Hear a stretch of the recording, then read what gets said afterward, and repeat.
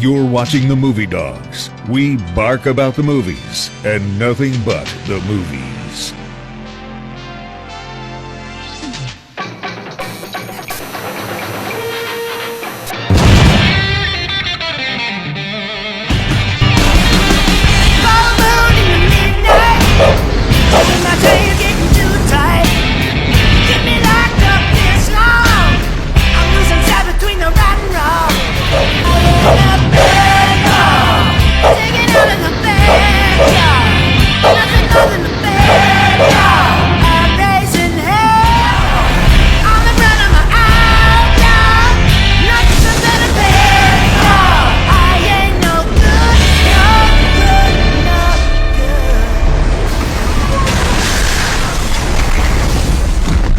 Welcome to the Doghouse.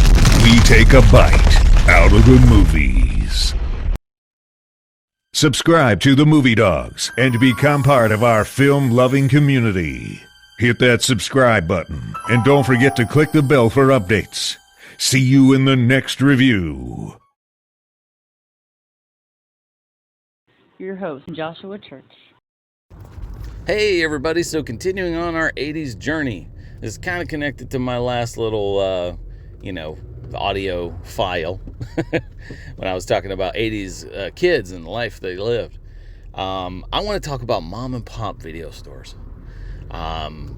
It's so weird to think about because, like, in my youth, they were mostly little mom and pop video stores. There weren't, Blockbuster and Hollywood Video and all the big ones that came around later weren't really the ones you saw. Like, we had ones in town that were called Pick-a-Flick Video. So they were like two of them. One on one side of town, one on the other side. And it was mom and pop, owned by this one family. And it was totally different. Like, in true 80s fashion, all of the boxes were these kind of like soft cases that were brown. Because, of course, everybody remembers the neon 80s in the late 80s, but not a lot of people talk about the early 80s when everything was freaking brown. Everything was like wood and brown and tan, and it was like everything was Wolverine's outfit in the John Byrne run. Black, brown and tan, that's it. Everything looked like a Guinness. The video stores were different.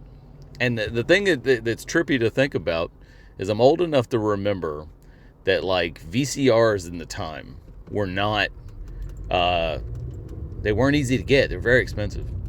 It's crazy to think about. You can get a VCR, like somewhere for like $20 now, but VCRs in the era were very, very expensive. And so if you wanted a VCR and you wanted to watch some videos, you had to go to the video store, and maybe they had like 6 VCRs, that were rented out. And so you get on like a waiting list, and when they told you, hey, listen, we have one, you had to give them like $100 bill as collateral, just in case you destroyed it or something happened. So you'd sit there and give them, a $100 bill, and they would put it in your file, and then they would give you like this briefcase. It was almost like you were being given the nuclear football and then the launch codes and stuff, because they would just give you a briefcase with a VCR in it, and the VCR would be like, okay, cool, I can use this VCR. I'll be able to watch tapes or whatever, and then you rent like 3 or 4 movies, and then you would go home. You'll be able to watch those movies at your leisure, and it'd be nice. You'd be like, oh, sick, Back to the Future, or Star Wars or whatever. And then you would bring the briefcase back, and this was common, very common early on for like a couple of years for me, where it was just, yep, go get your briefcase, come back, have your suitcase VCR and your 3 or 4 movies, and go on about your merry way. And it was fun. I don't know. And then the other vibe of it that I noticed was the mom and pop video stores, similar to a lot of mom and pop stuff back then. If you haven't experienced a lot of this, so I run a mom and pop little comic shop. The thing that you get to do as a mom and pop is you get to cater towards customers that you know. You get to help people out. You get to hook people up. You get to know all of your customers and know them in and out. So when you see them, you go, hey, buddy, what's up, man? Oh, hi, Bob. Hi, Steve. You know? And mom and pop video stores were like that. You'd walk in, you'd see the same like 2 or 3 teenagers or the same old guy. And every time I'd walk in, they'd go, oh, hey, Josh, how's it going, man? Like, how's your dad doing? I know you guys like horror movies and sci-fi and stuff. There's a new movie in, and I want you guys to check it out. So here, I saved it for you. And he would just do that. And, I mean, granted, like, this whole era, I mean, that guy got me and my dad to watch a whole bunch of movies that we probably wouldn't have watched. You know, he was the one who recommended, like, you know, Evil Dead after I had watched Army of Darkness, because I'd seen the Army of Darkness ad in a comic book. You know, like, he was like, hey, if you like that, you might want to watch Darkman, or you might want to, you know, check out some of these other Raimi films. And it was always that kind of a feel anytime you went to a video store. You know, they had the little red light area where they had the porn and you weren't allowed to go in there as a kid, but it was like, you knew whatever, every adult that kind of snuck in there, you go, I know what you're after. But it was cool because every time I ever went to one of those stores, I always felt welcome. I always felt like I was, you know, we were part of some secret club that all knew, like, oh yeah, these movies are cool and you should totally check this one out. Oh yeah, no, have you seen that? Oh my God, can you believe how cool that movie was? You know, like, oh, can you believe how good Predator was? Like, man, I hope the next Arnold movie's just as good. That kind of stuff was very common and interesting. And I know that when I got older and mom and pops got replaced with all the blockbusters and then eventually Hollywood videos, a lot of that was lost.